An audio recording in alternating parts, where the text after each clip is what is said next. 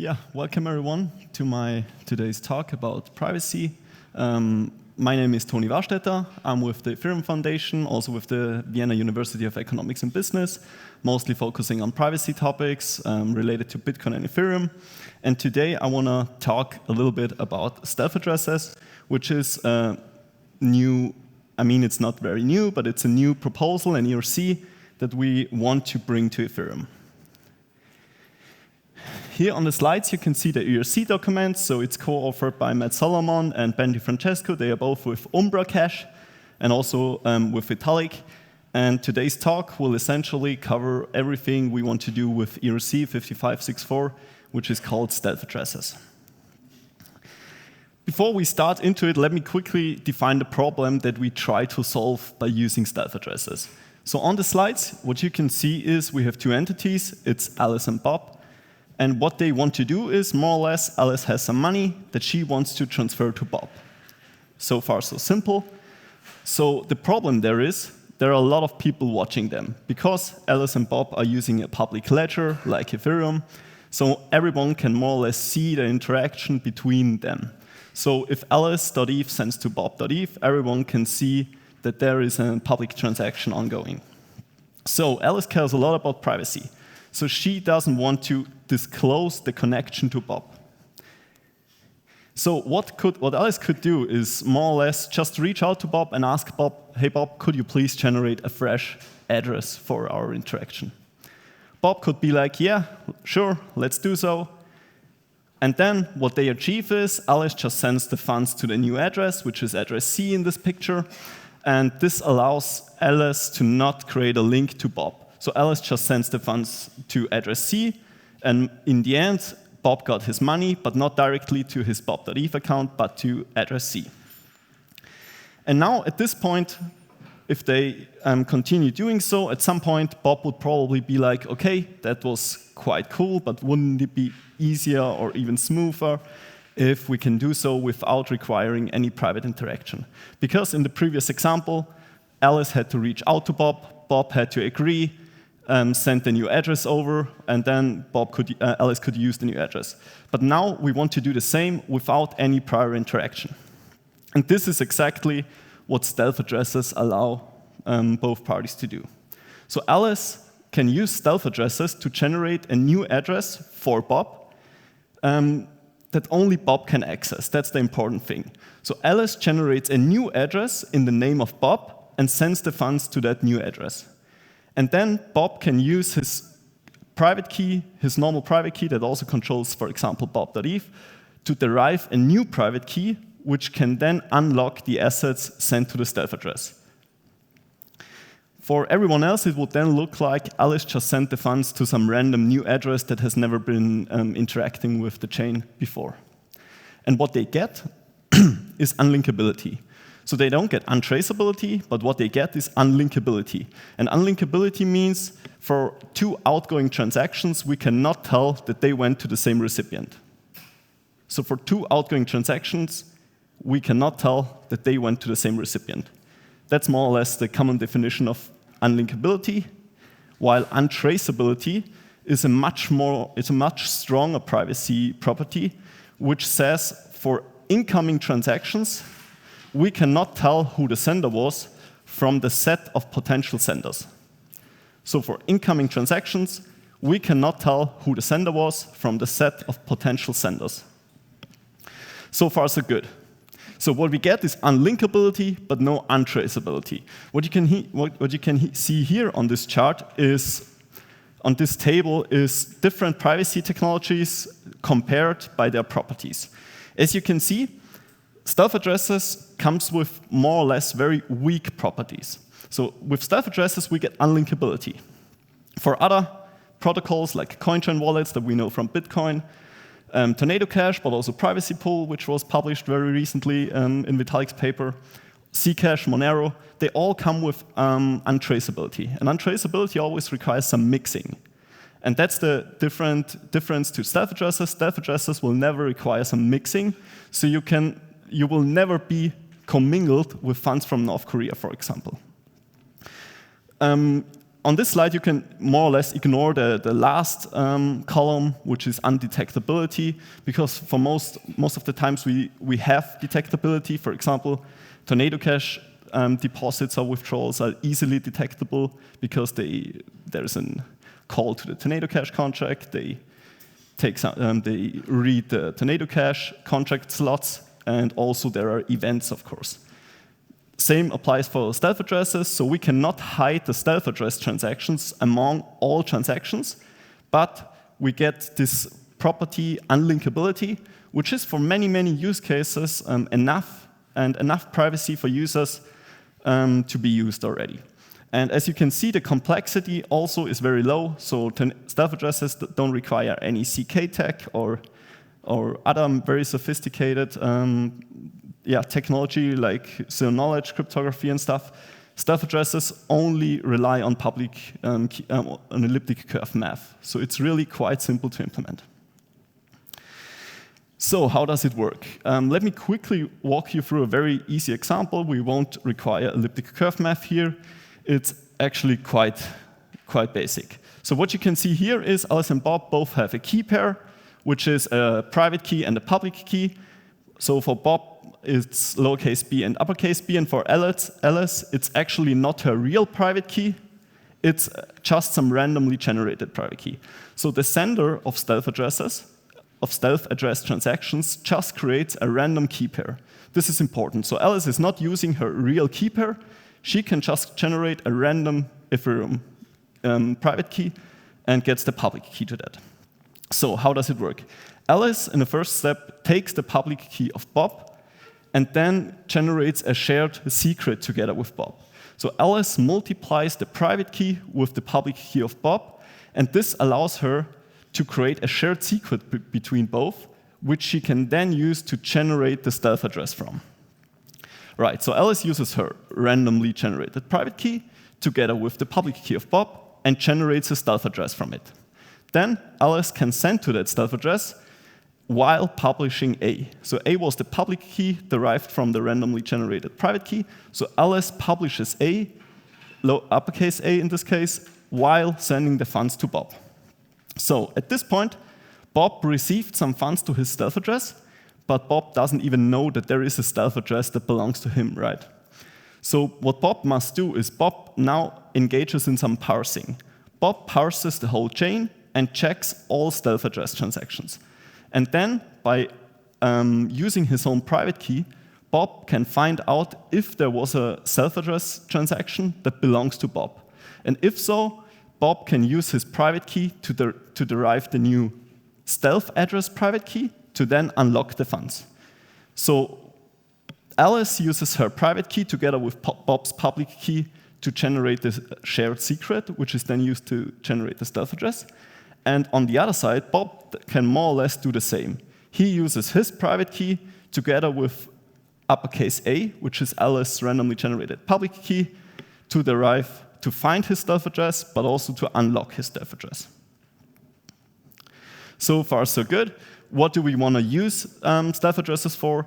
Of course, as said, you don't get these very strong privacy properties that you would get if you use Tornado Cash or privacy pools, CoinJoin wallets, and so on, because they always require some mixing.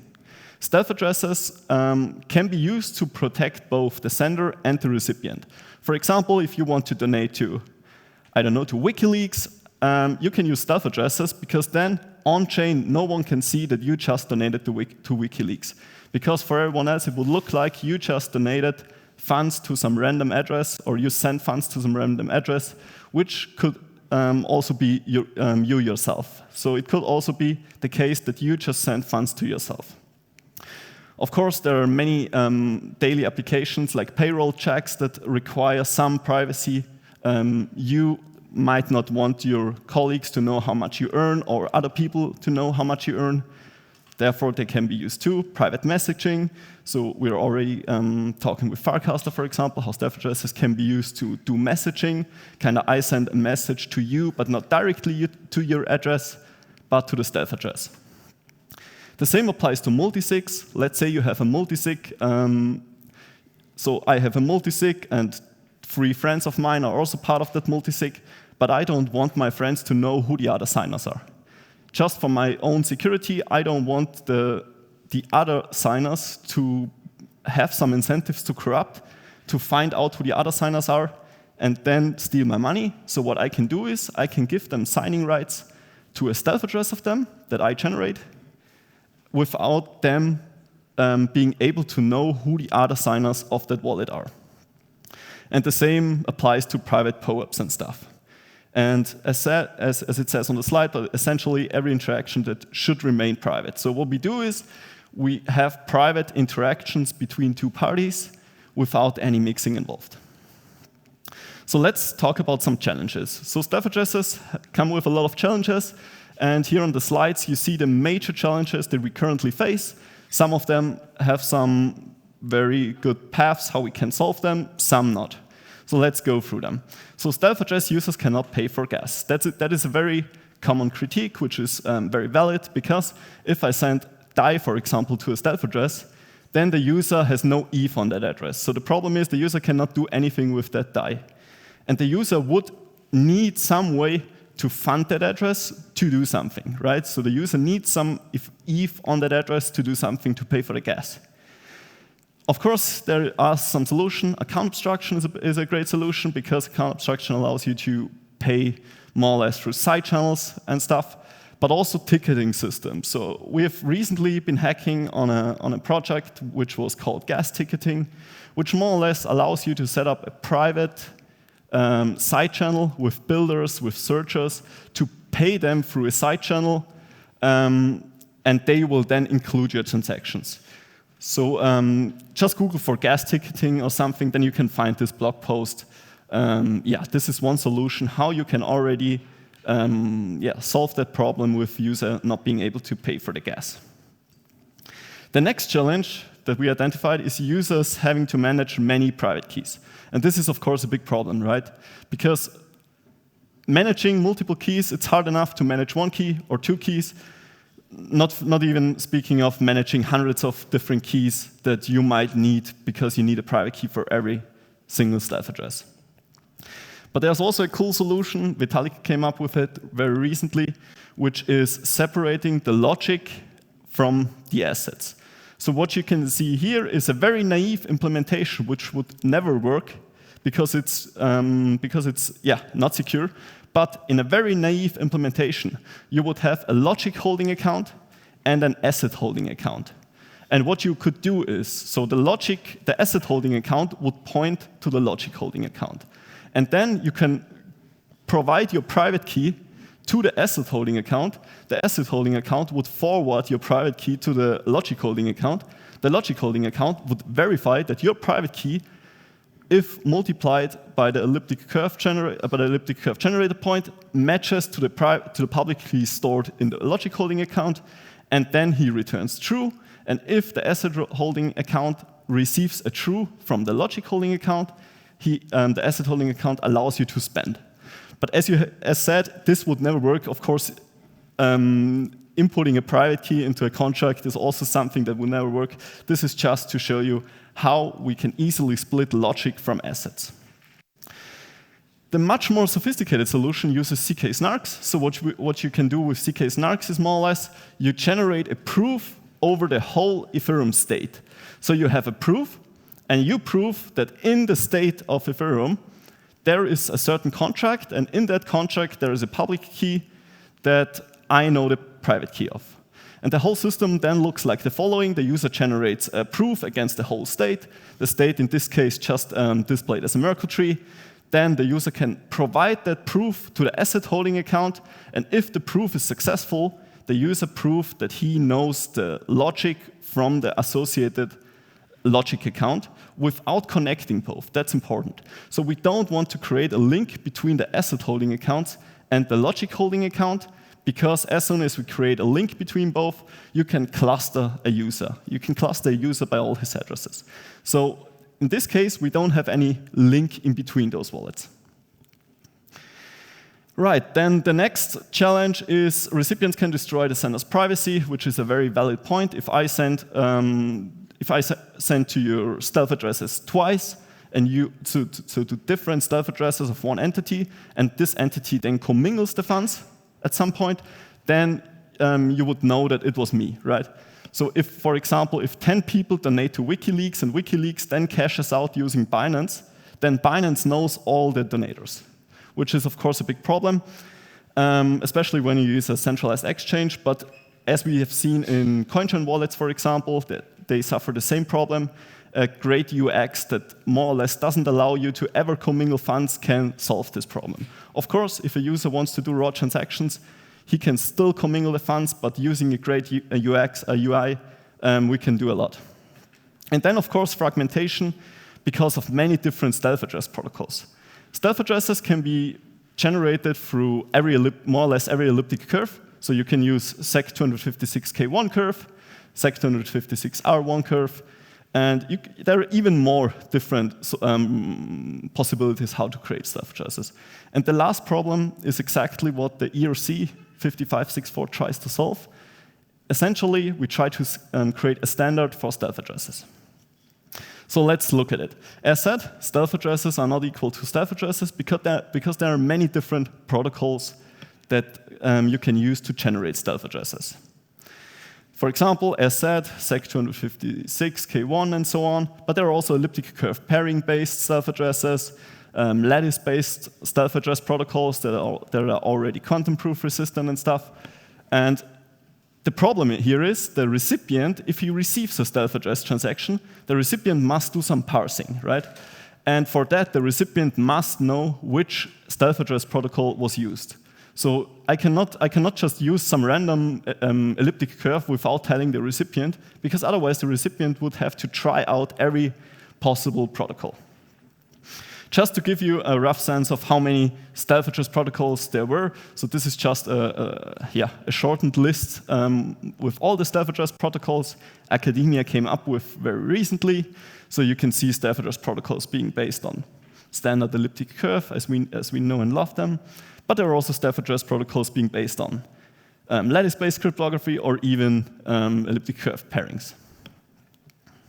So what ERC-5564 now tries to do is create this common basement for stealth addresses where you, as the sender, you can indicate to the recipient which stealth address protocol you used. For example, if you use stealth address protocol X, then the recipient knows, it was stealth address protocol X, and I will do the parsing that stealth address protocol X requires. So going deeper into the ERC, it's actually very simple. So everyone who knows Solidity can already see that's the whole contract, by the way. So the contract is very, very simple. The contract allows you to do one thing. You can execute one function, which is called announce, and this function will emit an event. And this event is exactly the information we talked previously about, this uppercase A, that the recipient needs to find his stealth address. So we have a contract that does nothing else than emitting an event containing the information required by the recipient to find the stealth address. There are also some other arguments that the contract emits in the event, but they are not that important at this point. Right. Then ERC-5564 also comes with its own address format, because previously I said you can use the public key from a user to generate stealth addresses from. The problem is the parsing cannot be outsourced, so the user has to do the parsing himself, and in order to allow the recipient to outsource that parsing process, for example, to let some centralized party do the parsing, we require two public keys, more or less, on the recipient side. So the recipient can just generate a stealth meta address, which is more or less nothing else than two public keys concatenated. So we have two public keys, they are both compressed, we just concatenate them, prefix them with ST, ETH, and so on, and then the user can simply publish his stealth meta address, and everyone can then use this stealth meta address to generate as many stealth addresses from it as desired. And users, so the stealth meta address itself is not something secret or something that the user must keep private. So the user can even publish it in his Twitter bio or put it into another contract which is done by ERC-5568, which proposes to have a central place on-chain for stealth address management. Right, so that's essentially all. On the slides, you can still find some further links. For example, there's a proof of concept just to show you how it works. Then there's a tutorial. If you want to use stealth addresses already today, then check out umbra.cash. So the Umbra guys, they are already working on that for 2 years, and they are live on mainnet and some layer 2. So you can use stealth addresses already today. Compared to the ERC, it's a little bit less efficient, but they are already live, so stealth addresses can be tried out already today on the mainnet. And there is also a paper. So we recently wrote a paper about stealth addresses. It's called Base SAP, so kind of the base layer for stealth address protocols. And you can also find that paper, which also covers everything I said in much more detail. Yeah, that's essentially all. Thank you very much. Thank you, Toni. Great stuff, great stuff. Right, we have some time for questions, so if anyone has any questions, please raise your hands. Yes, you, sir.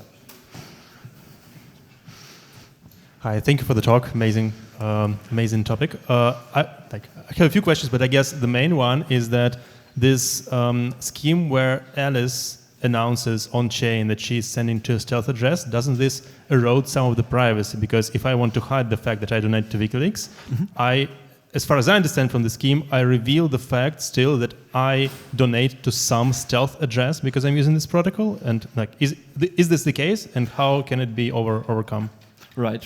Yeah, it's actually the case if you do everything in one transaction. So if I send you some funds, and in the same transaction I emit that event, then everyone can see, I just did a stealth address transaction. The thing is, you could also do it separately if you care about that. So you could send the funds to a stealth address and in another transaction, or even from another account, emit the event. So you can then use the contract to just say him, okay, I just want to emit some information while doing nothing else in that transaction. Yes. Thanks for the presentation. So I have a question, I guess, in a similar direction. So you explained that you cannot use actually the private and public key for Alice account and that you actually have to generate an ephemeral pair every time. So the first question is, why is that the case? It's not clear to me. And in case you could, let's say, just use public information, then you could avoid this problem of announcing, I guess, right? Because Alice public is already announced in a sense. And then the question is, could you use maybe if you can't just use the public key, some other public information as, I don't know, public key and nonce together so that it would generate every time something different? Right. Yeah, that's a very good question. The thing is why we use a random keeper instead of Alice keeper is more or less, so let's say I send to your stealth addresses 10 times, right? So I would more or less generate a new private keeper for every single transaction, and then I would have 10 different stealth addresses. So kind of every transaction that we have would be completely unlinkable. Of course, if I want to, I can also send to your stealth address twice, but that unveils a little more information. And then you could use something mutable but still deterministic as the nonce or some other parameters from the blockchain. That's a good idea, yeah.